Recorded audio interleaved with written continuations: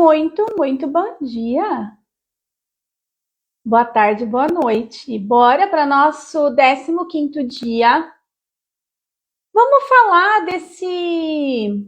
dessa proposta, digamos assim, que ele traz sobre ser da família de Deus. Bom, a gente chegou aqui agora num ponto do livro, lembrando que a gente está estudando Uma Vida com Propósito. É um livro, né, num contexto religioso. Num contexto religioso. Oi, Tati, lindeza! Então, esse livro, Uma Vida com Propósito, num contexto religioso, de um cristão, né? Muitos livros, né, cristãos são de americanos, então a maioria lá é protestante, da linha dos evangélicos, né, presbiterianos, enfim. Então, isso tem um ponto, aí 20 anos, né, essa obra foi escrita, então a gente tem que levar em conta que é um homem religioso de 20 anos que escreveu esta obra. Então tem muitos contextos aqui que entra lá nos pés da castração, né? E também do machismo, que também existe. Tem um ponto aqui muito... Eu identifico vários pontos nesse livro. Mas eu só estou fazendo esse alinhamento porque hoje a gente entrou num ponto do livro que ele fala que o primeiro propósito era agradar a Deus, né? Ele vai trazer 5. Esse propósito atual agora, ele fala que que a gente foi formado para fazer parte da família de Deus. Então ele vai trazer vários contextos de como a gente faz parte da família de Deus. Então aqui eu já quero fazer uma introdução sobre esse ponto, tá? Bom dia, Lena, linda. A Lena colocou de azul. Ela é um verde meio azul, cor do mar. Abundância. Abundância. Adoro essa cor. Bom, eu adoro os coloridos, né? Então, vamos falar o seguinte aqui. Fazendo parte da família de Deus. Esse vai ser nosso propósito, segundo propósito dentro do que o autor propõe no livro. Então, a gente vai pensar, quero dividir aqui o nosso encontro. Primeiro, pensar sobre o que compõe uma família. O que caracteriza a composição de uma família. E aí, ele não traz muito bem esse contexto aqui no livro. Mas eu já quero trazer algo que ele traz aqui para nós, porque a gente tem um conceito, né, na nossa cabeça, o conceito de família, papai, mamãe, filhinhos. Isso é um conceito genérico de família. E aí existem várias outras famílias. A gente tem famílias espirituais, por exemplo, né? Quando a gente está numa comunidade, a Tati, né, casada com um pastor, está lá no meio de pessoas. E aí, isso também compõe uma família espiritual naquele templo. Então, o que eu gostaria de alinhar com vocês aqui no contexto família é um ambiente, é isso que eu entendo por família, tá? Dentro de uma visão mais ampla, mais amplificada. É um ambiente onde existem pessoas diferentes que praticam o amor ao próximo e mútuo. Mútuo a si e ao próximo. Praticam o amor e o respeito mútuo. Onde 2 ou mais estiverem, ali estarei. Então, família, ela tem esse ponto o ponto de união, de convergência, de integração desse ambiente, vem de encontro com respeito, com amor, com as virtudes do Espírito Santo, tá? Então, não importa se, por exemplo, minha filha agora está morando numa república com 15 meninas, são em 15 o total. Ali naquele ambiente se forma uma família, tá? Então, um ponto aqui importante. E aí, eu quero trazer para vocês o primeiro ponto já, que ele diz que Deus é amor. E aí ele fala assim que Deus já é naturalmente relacional. E o amor por si e é amor. E Deus por si só é trino. Ó, presta atenção. Deus é tão naturalmente relacional, esse Deus espírito maior, né, criador, que ele o autor da Trindade já tem em si a própria Trindade, né? Ele é trino, Pai, Filho e Espírito Santo. E Deus, ele desejou se relacionar, tanto que criou Adão. Então, aqui nesse ponto que Deus é amor, o relacionamento é a base de qualquer família. O relacionamento, o amor é a base para qualquer ponto de prosperidade, de evolução pessoal. E aí, quando a gente olha para o ponto relacional de Deus a partir da Trindade, eu quero chamar vocês para prestar atenção em algo que como que eu vejo há muito tempo já isso. Eu contei já para vocês que eu passei por um processo vocacional, né? Muitas vezes a gente pensa que a Trindade está em um lugar que não é alcançável para nós, não é atingível. Só que a Trindade existe dentro de nós. Dentro de tudo que eu estou contando para vocês, que esse Deus habita dentro, essa centelha divina. Onde que ela habita? No momento presente. A vida só pode acontecer no eterno agora. A vida só existe quando tem um coração batendo. O coração é a central das nossas emoções, é o centro. Ele está contando para nós que Deus é amor. Então, o nosso coração, enquanto há coração batendo, há vida, enquanto há vida, há a centelha divina que habita dentro de nós. Preste atenção nisso. Foi isso que a gente conversou ao longo de todos esses 14 dias. Quando ele traz que para fazer parte da família de Deus é preciso olhar para a Trindade, nós já somos parte da família de Deus quando se olha para a Trindade. Porque é pai, é o seu pai biológico, sua mãe, seus pais, aquele que foi o portal de Deus para colocar você aqui nessa terra. Filho, que é você, como você é, quem você é, com todas as experiências que você viveu. E o Espírito Santo, esse que já habita em você, o Espírito, a centelha divina criadora. Então a Trindade não está num lugar lá, sei lá eu aonde. Ela já existe e está dentro. Cristo nos mostrou isso o tempo todo, o tempo todo. E Cristo nos mostrou, a Bíblia é um manual dos relacionamentos. Só crescemos por meio das relações. Que tipo de crescimento? O amadurecimento emocional. Aquele que geram laços verdadeiros, afetivos.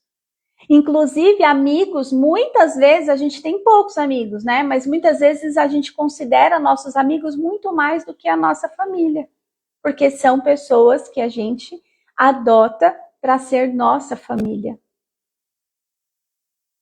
Entende? Então, quando esse primeiro ponto aqui, Deus é amor, e ele traz a Trindade como um Deus naturalmente relacional, é natural que nós, quanto mais a gente se isola, pode prestar atenção, quanto mais a gente se isola, menos a gente cresce, mais a gente adoece. Agora, quanto mais eu me relaciono e tenho pessoas que comungam dos mesmos valores, princípios, que têm uma retidão no coração, que praticam o bem. Quanto mais eu me relaciono com pessoas assim, mais eu tenho vontade de viver, de transbordar o amor na vida de outros. Então, o primeiro ponto aqui sobre se tornar membro da família de Deus, fazer parte, é esse ponto de você reconhecer em você que a Trindade já está em você. O amor já fez você ser quem você é. Deus é amor, o amor está dentro da fonte, da central do nosso ser, que é o coração. Coração só existe vida no eterno agora. Então você é a Trindade. Você tem um fruto, você é fruto de um casamento, de uma união, né? Não obrigatoriamente de um casamento, mas você é fruto da união de um homem e de uma mulher, é filho e e está vivo hoje por conta da centelha, desse espírito que habita em você. A Trindade já existe em você. Essa é uma totalidade que ninguém te tira, só que ninguém tira do outro também. Tudo bem? É muito fora da caixa isso aqui para vocês? Ai, meu Deus. A Luane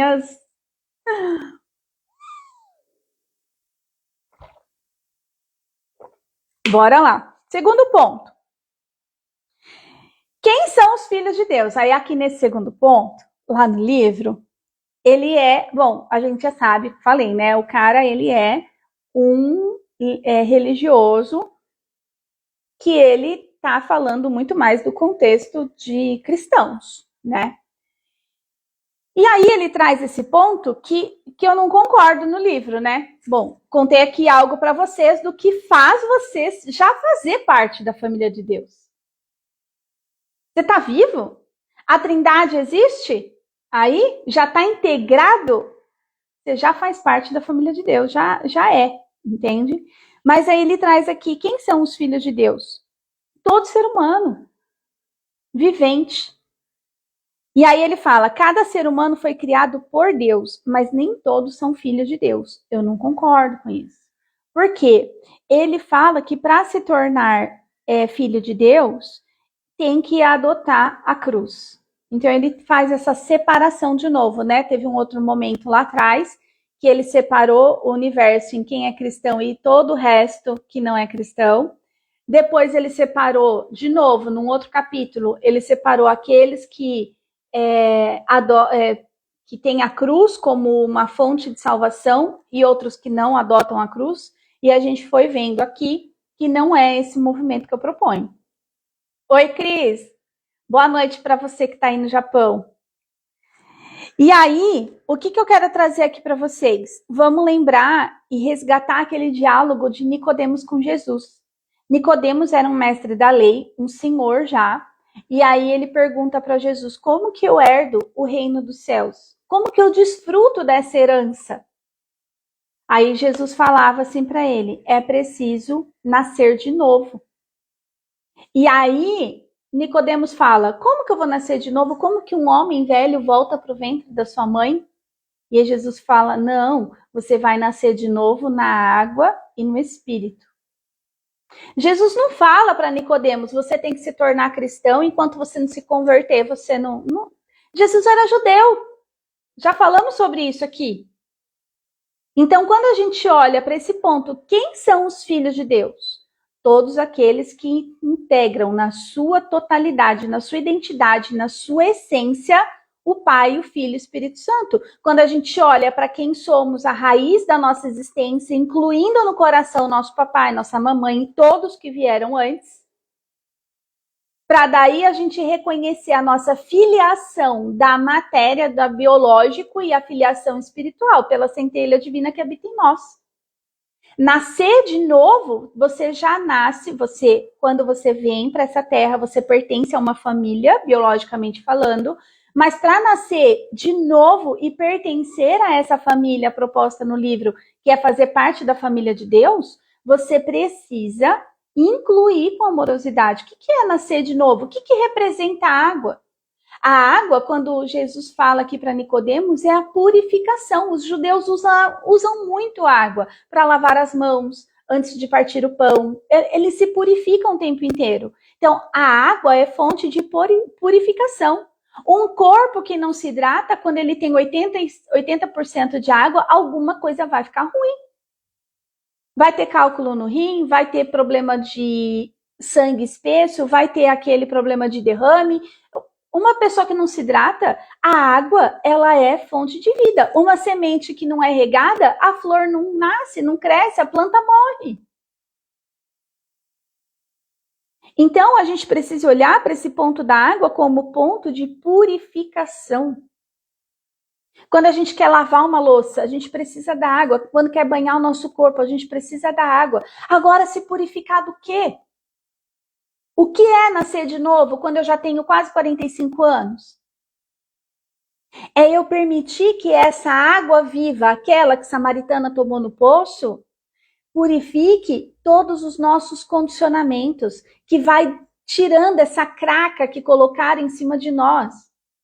Foram moldando a gente dentro de um condicionamento que foi encrostado em nós.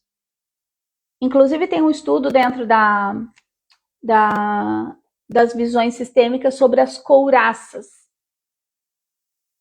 Umas couraças que a gente foi sendo amarrado. Não, você não pode fazer aquilo que você quer. Amarra esses braços, não pode pôr a mão onde você quer. Os nossos movimentos foram encurtados, segundo o que aqueles adultos estavam condicionando a gente. Então, quando ele traz esse ponto de que quem são os filhos de Deus? Todo ser humano que se banha nessa água viva de tirar esses condicionamentos. Olhando para aquilo que foi como foi e que não tem como mudar, mas o que eu faço com isso a partir de agora? Isso se torna a sua sabedoria, o seu propósito primário, assumir a sua identidade. Para a partir de integrar quem você foi, como foi, você poder transbordar na vida do outro a partir do seu fazer, da sua vida, com aquilo que você faz. Não é sobre quantos abusos eu lembro e vivi na minha vida, mas é sobre quem eu me tornei a partir disso. Como eu posso ajudar outras pessoas a partir disso? Entende? Então, quando Jesus fala para Nicodemos, é preciso nascer de novo da água e do Espírito, é a gente purificar toda essa tranqueiraiada que colocaram nos nossos condicionamentos.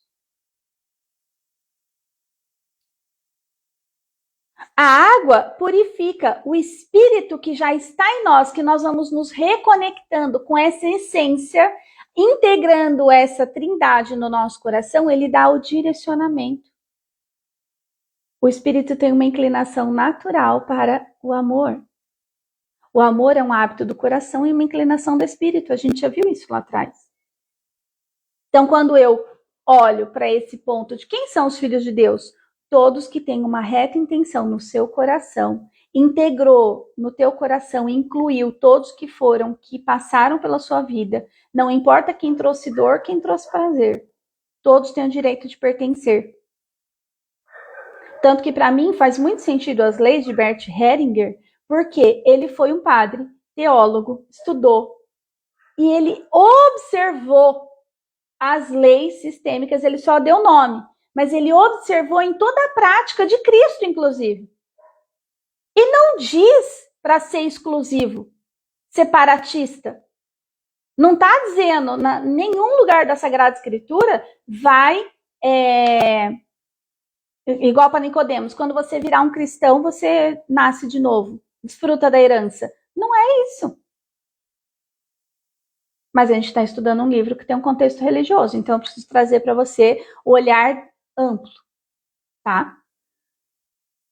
Terceiro ponto, para fazer parte da família de Deus. Fomos formados para fazer parte da família de Deus, né? Os benefícios de fazer parte da família de Deus, ele traz aqui, né? Quais são os benefícios de fazer parte da família de Deus? E aí, uma coisa muito interessante que ele traz no livro, e eu fiz uma tradução, tá? Porque daí é lógico, eu tô fazendo sempre as minhas interpretações e traduzindo para vocês o que eu trago de lá. Quando nascemos, já pertencemos à herança, já pertencemos. Você nasceu, você já pertence. A herança é nossa por direito, ele diz lá. E aí teve uma passagem que a gente leu lá atrás que dizia que Deus já fez toda a nossa herança desde a criação. Então, tudo aquilo que você sonha, você é capaz de realizar. Tudo aquilo que você cria na sua cabeça, você é capaz de realizar.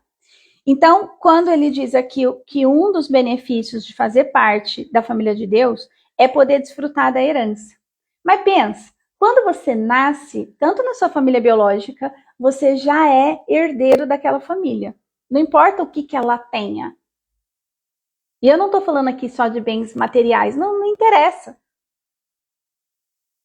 O que acontece é que quando você nasce, você já traz imprintado em você. A gente não nasce uma folha em branco, tá? Como dizem por aí. Ah, quando você nasce, você é uma folha em branco. Vírgula. Quando você nasce, é como se fosse um caderno pautado. Você já vem com heranças da sua ancestralidade. Você já tem algum. A memória celular que a gente traz é de 7 gerações. Entende? Você pode ser o ponto final da escassez do seu sistema, quando você sabe o que fazer com as suas habilidades. Mas elas já são sua por herança.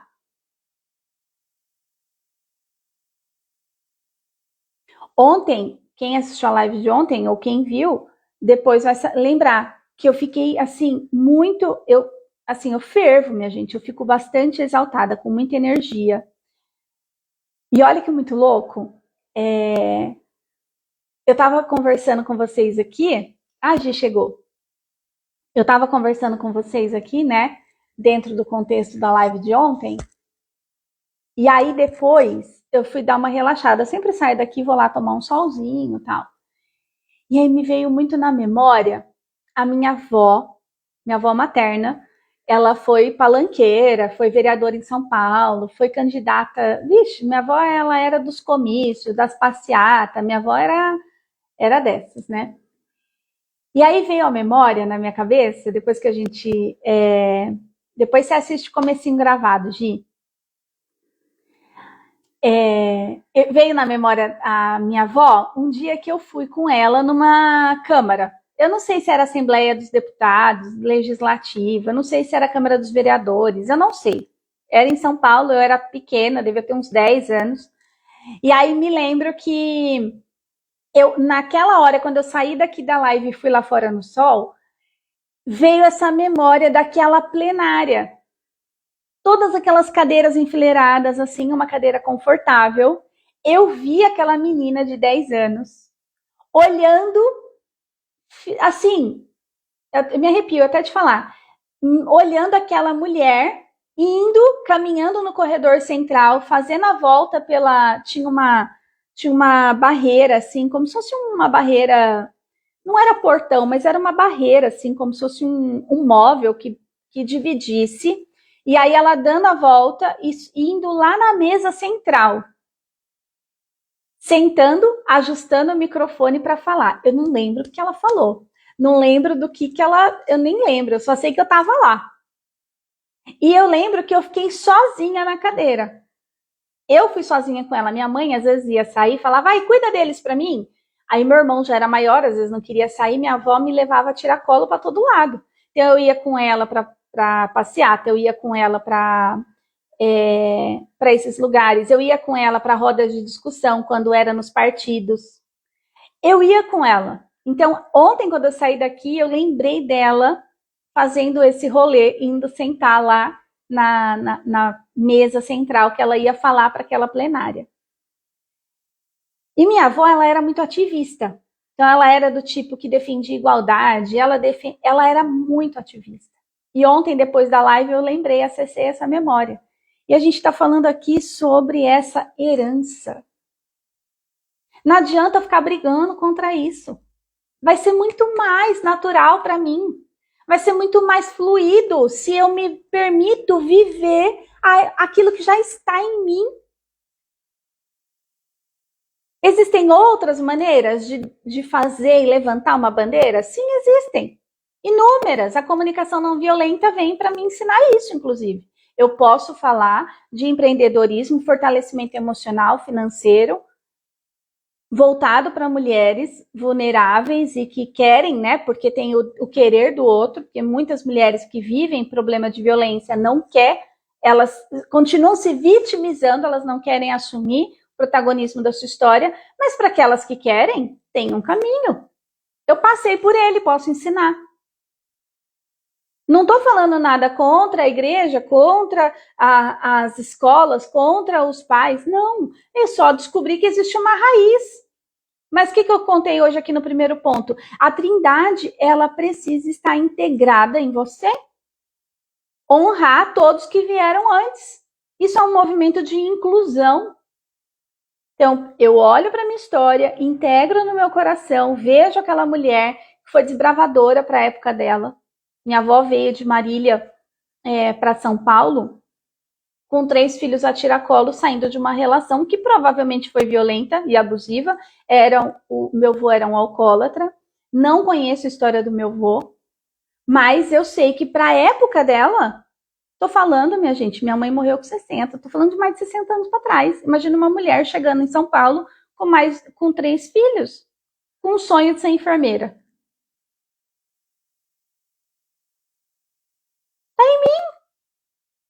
Tá em mim. Resistir a isso é sofrer. Resistir a isso é não alcançar aquilo que é o que tem para mim. É o meu propósito. Faz parte do meu propósito. O como que eu vou ajudar a reduzir esse número dos índices no Brasil é outros 500. Isso está na mão de algo maior. Mas o que eu dou conta de fazer hoje? Eu sei ensinar mulheres a empreender e a se fortalecer emocional e financeiramente? Se fortalece emocionalmente quem cuida do guarda-chuva das funções. E coloca os seus dons e habilidades a serviço e faz o que é preciso ser feito para monetizar. Consigo. Beleza, então é isso que eu vou fazer. Entende? Integrando quem você é.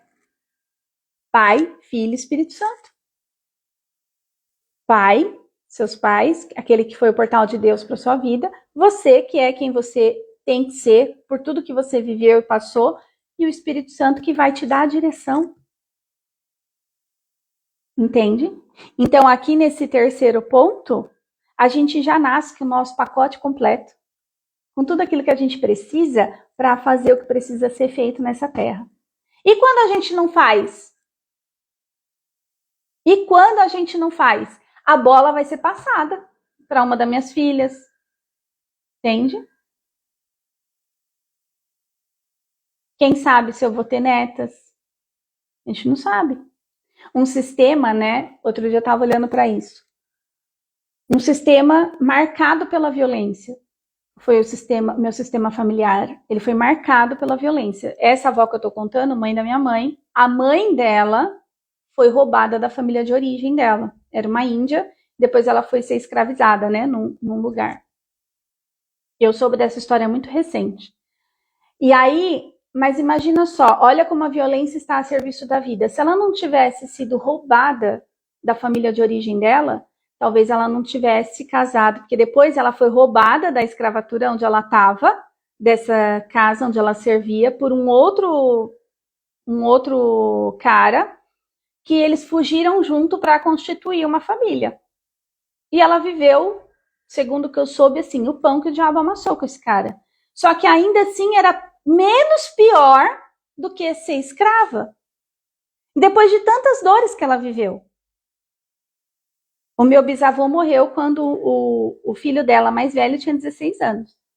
E aí esse filho que foi educado por essa mulher, e ela educou as filhas com a fala: não dependa de homem. Então minha avó não dependia de homem. Minha mãe não dependia de homem. Eu cresci ouvindo isso. E o que eu ensinei para minhas filhas? Não dependa de homem. Então é um sistema marcado pela violência.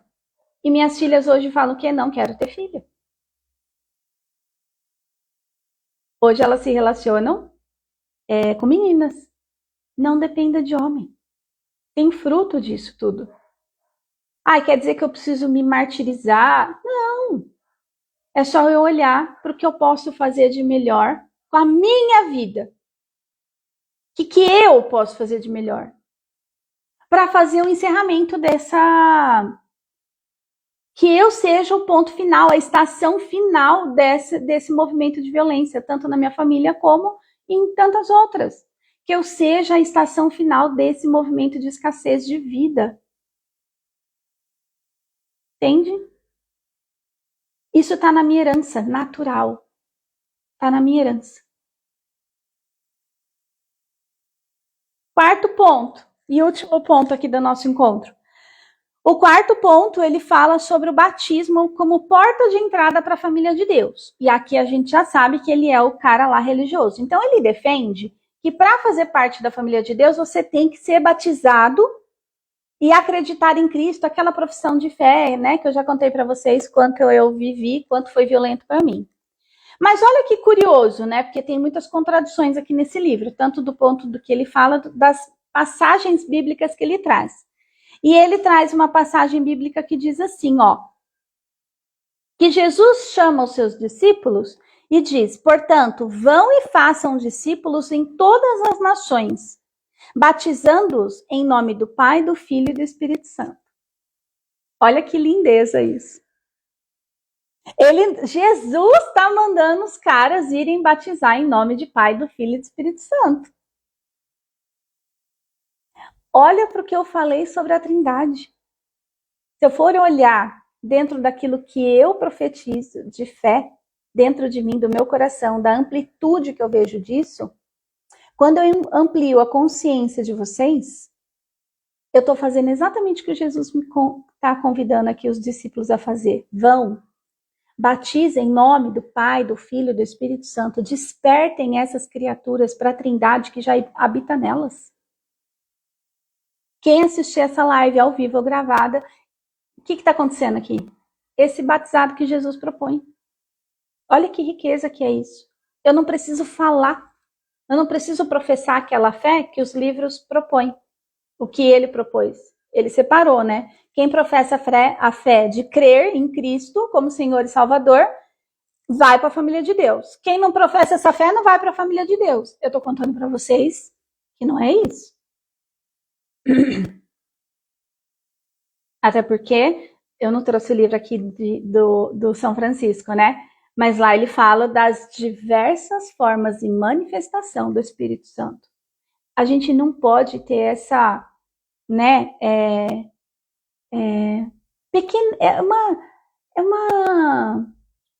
até um ato de soberba isso. Só é da família de Deus quem é cristão? Só que não, né, minha gente? Só que não. E ele fala, ó, ele não disse ser de cristãos e então serão da família de Deus, herdarão o reino dos céus. Jesus não fala isso. Tanto que lá no final desse capítulo, até marquei aqui, ó, ele faz a menção de uma passagem bíblica, aquela que Jesus está no templo, e aí o pai, a mãe, e aí fala assim, vem alguém lá na sinagoga e fala, viu, sua mãe e seus irmãos estão aí te procurando. E ele fala, quem é meus pais, quem é minha mãe e meus irmãos? Meus irmãos e minha mãe são esses que estão aqui comigo, ouvindo e praticando a palavra de Deus. Jesus mostra o que é ser da família, fazer parte da família do reino. O que é e como desfrutar dessa herança. Jesus não fala, vai lá, se converta, seja cristão para fazer parte da família. E de fazer e batizar as pessoas em nome do Pai, do Filho e do Espírito Santo, traga à luz, é que não existia essa palavra consciência na época, né? Talvez Jesus nem conhecesse ela, mas tudo que Jesus mostra para nós, dentro das ações dele, seja com a samaritana, seja com a adúltera, seja com os leprosos, tudo que ele faz é um projeto de salvação, de restauração da dignidade. Tudo que ele faz ao longo da jornada dele é batizar no Pai, no Filho e no Espírito Santo. Tudo que ele mostra que a relação, o estado relacional, o movimento de relacionar-se com amor é o que sacia a fome e a sede da alma. Se a gente olhar para aquela passagem onde fala, né, mais de 5.000 homens, fora as mulheres e as crianças, que ele fez a multiplicação do pão e do peixe.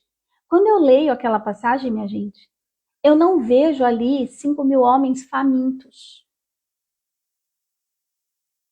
Eu vejo 5.000 homens saciados. 5.000 homens saciados pela integridade de ser pai, de ser filho de um pai, ser filho e ter o Espírito Santo dentro. E na interação entre aqueles irmãos, entre aquelas pessoas, o transbordado, o amor, sacia essa fome da alma. Então, quando vem um pedaço de pão, tanto que fala que foram comendo pães e ainda sobraram 7, né? 7 ou 12, agora eu não lembro, cestos de sobra. Porque eles estavam saciados. Quando a gente vive uma relação delícia, a gente nem lembra de comer. Quando a gente tem essa satisfação, essa saciedade na alma, a gente não busca compensação na comida. Então, fazer parte da família de Deus é esse olhar. Esse batismo como porta de entrada para a família de Deus é esse olhar. De você se ver, se integrar como filha com essa trindade, Pai, Filho e Espírito Santo, dentro de você. É integrar quem você é, de onde você veio e que a centelha divina habita em você nesse momento presente do agora, desse eterno agora. Faz sentido isso aqui para vocês? É muito fora da caixa? Conta para mim. É muito fora da caixa esse trem?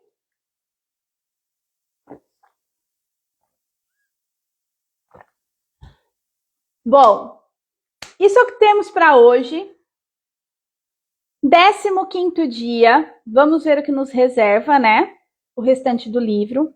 Mas eu acredito que a base sobre se tornar herdeiro do reino vai fazer parte desse ponto de você integrar, se reconhecer como tendo dentro a Santíssima Trindade. Deus, inclusive, né? Olha que curioso, eu lembrei disso, né? Agora que outro dia eu estava estudando e pensei nisso. A humanidade é tão preciosa para Deus e isso de integrar Pai e Espírito Santo dentro de nós, Pai, Filho e Espírito Santo dentro de nós, que Deus mostrou na prática lá no Éden. Ele fez Adão do pó. Você não foi feita do barro. E aí a Eva, ele fez da costela de Adão. Ele mostra quanto que ele usa a humanidade como um portal. Nós não fomos feitos do pó. Ele usa da costela dos nossos pais para trazer a nossa vida. Então, nós somos filhas por herança, por natureza, de uma relação onde Deus usou como portal. Então, a Trindade já está dentro. Pais, seus pais biológicos, aquele que foi o portal de Deus para sua vida aqui nessa terra. Filho, que é quem você é e por tudo que você passou. E Espírito Santo, que é a centelha de vida que habita em você nesse momento, enquanto bate seu coração. Enquanto há vida, há essa centelha. Você já é a própria Trindade. Quando Jesus diz, vós sois sal da terra e luz do mundo, é quando a gente está com essa integridade, se sentindo íntegra como filha única e amada de Deus. Na sua totalidade, você emite a sua luz. Você transborda. É isso, minha gente. Ó, um beijo bem grande no coração de vocês e vejo vocês amanhã. Até lá!